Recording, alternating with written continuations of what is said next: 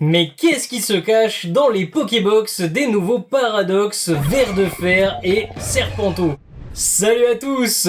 Aujourd'hui on va s'ouvrir les nouvelles petites Pokébox, les Paradox X, Ver de Fer et Serpenteau. Actuellement je n'ai pas la Pokébox Serpenteau sous la main car elle est partie encore une fois beaucoup plus vite que Ver de Fer. Comme pour les ETB de force temporelle, fallait s'en douter, les Paradox futurs ils ont un petit peu moins de succès, on va pas se mentir, mais déjà ils sont dérivés de légendaires qui ont eu beaucoup moins de succès que les chiens de la première génération. On va s'ouvrir la Pokébox car comme d'habitude je ne sais pas si dedans c'est un assortiment de série, si c'est entièrement du EV6, c'est jamais noté. Alors déjà, cette petite Pokébox est comme toujours très belle, c'est vraiment des beaux items, tous les items sont beaux, les mini-tins, les Pokébox, les ETB. Là on a le petit côté futuriste avec les circuits comme d'habitude, le Ver de Fer, le petit côté Paradox futur avec ces petits quadrillages là qu'on retrouve sur les cartes dans Futur. Sans plus attendre, voyons ce qu'il y a comme booster à l'intérieur. Alors comme d'habitude, une Pokébox c'est 4 boosters pour ceux qui n'ont pas trop l'habitude.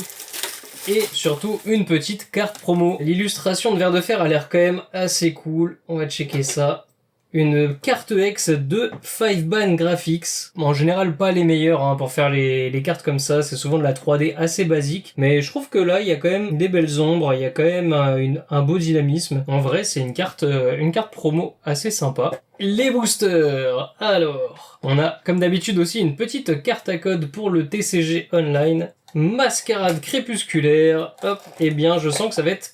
Oh, et bah non, c'est pas 4 fois Mascarade crépusculaire. D'ailleurs, le vendeur m'avait dit que c'était 4 fois Mascarade. Et j'avais vraiment un énorme doute, parce que les Pokébox, c'est toujours des assortiments. Et du coup, on a Mascarade crépusculaire 2 fois et Force temporelle et faille paradoxe. Donc, comme on est sur la thématique des paradoxes, avec Ver de Fer et Serpenteau, ils ont mis les 3 éditions qui comportent actuellement des Pokémon paradoxes, ça paraît logique. Donc au final un assortiment quand même plutôt sympa, parce que Force temporelle c'est quand même une série très très cool à ouvrir, moi j'ai adoré, et Faille paradoxe c'est pareil, Faille paradoxe il y a vraiment des dingueries, et en plus même les petits holos c'est quand même des légendaires, c'est quand même des cartes très sympas. On va commencer tout de suite comme d'habitude dans l'ordre chronologique, on va partir sur Faille paradoxe.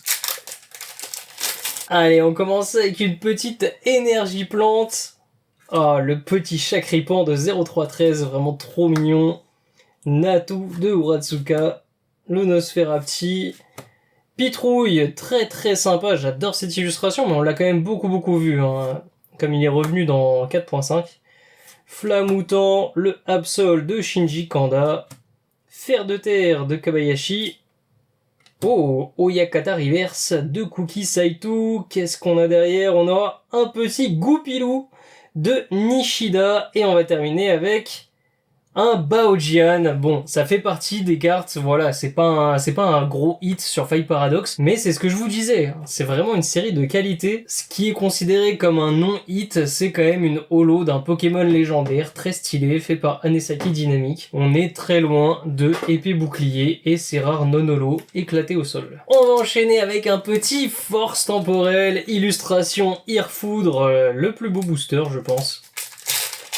Mais du coup, si ma superstition est bonne, comme c'est un beau booster, il n'y aura pas grand chose dedans. Allez, on commence avec une énergie psy, un Solourdo très stylé de Sakuma, Dauphin, Fantominus très très cool, j'adore ce Fantominus en mode Luigi's Mansion, Thiboudet, Netram très sympa aussi, un décodage de Décryptoman, Eidin de Komoyama, le petit Kaiminus trop mignon qui ramène sa branche en reverse, suivi d'un Montracite un peu plus oubliable, même si l'illustration de Shiburin Garu est vraiment très très cool. C'est un Pokémon assez oubliable, surtout parmi les Pokémon Kaiju, il y en a vraiment des mieux. Et on termine avec un Draiol, un pauvre Draiol holo. Déjà que V6 est compliqué en termes de hit, si maintenant dans les Pokébox où il y a du mélange, on se tape aussi des ratios dégueulasses, ça va être compliqué là, il n'y a pas grand chose à ajouter aux collections, mais ça va faire des petites holos sympas, des petites reverses. S'il y a des gens qui font des master sets aussi, qui ont besoin de reverse, n'hésitez pas à nous contacter sur Instagram pour les petits échanges et tout, je sais que tout le monde peut pas venir aux bourses, donc voilà, nous les reverse, on n'en fait plus grand chose. On va attaquer EV6, la petite série actuelle. Et comme vous avez vu, j'ai sorti mon meilleur Evoli pour me porter chance. Je cherche toujours l'AR de Evoli, j'aimerais bien l'attirer moi-même. On a commencé à mettre en place le full set, il y a énormément de trous dans les pages. Allez, on commence avec une énergie combat, le petit Igolta de Uki, Quanton et Molga, très mignon. Le Caninos de Hisui, vraiment pas à la hauteur du Arcanin de Hisui, je trouve l'illustration. Elle est correcte, mais clairement, l'illustration du Arcanin de Hisui est 1000 crans au-dessus. Vrombotor de Asuna, il a vraiment tellement de cartes stylées Vrombotor, alors que c'est un Pokémon vraiment bon. Il est sympa, mais il est pas ouf non plus. Florge, le lieu de la fête, très sympa. Oh, les masques de monstres. J'adore cette carte objet. En vrai, plutôt sympa de l'avoir en reverse. Mais on cherche toujours une AR. Et ce sera le Vrombotor dont je parlais en reverse, deuxième reverse, par contre ça rend extrêmement bien. Le foil acier reverse sur EV, il est vraiment dingue.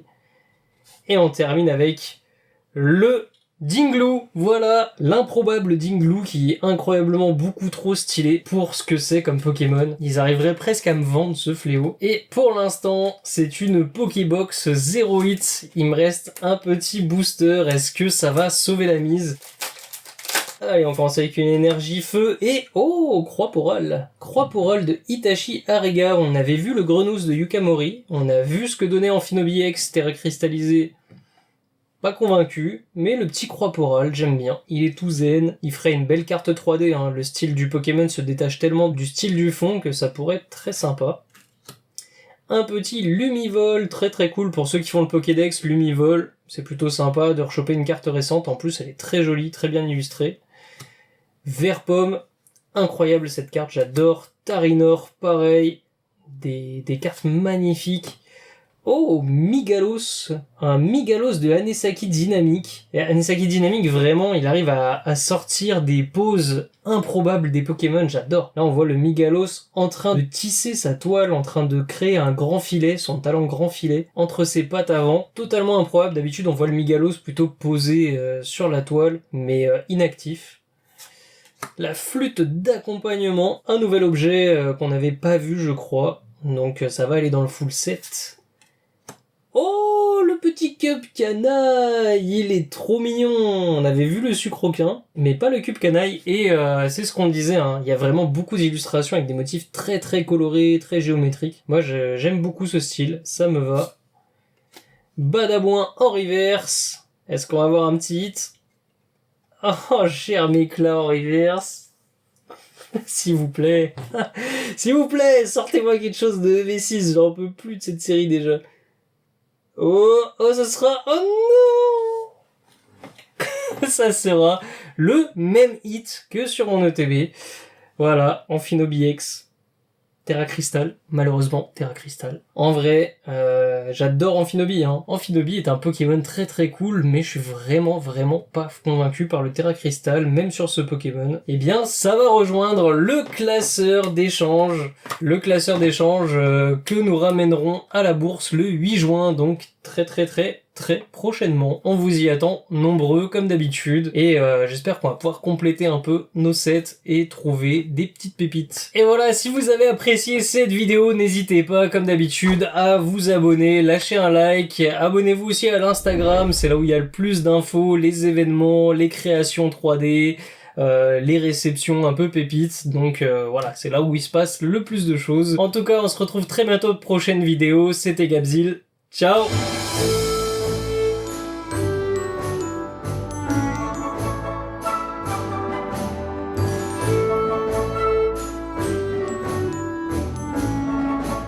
Bah, c'est un nouveau truc à ajouter au gadget des Totally Spies, hein. Esthétique comme poudrier un peu.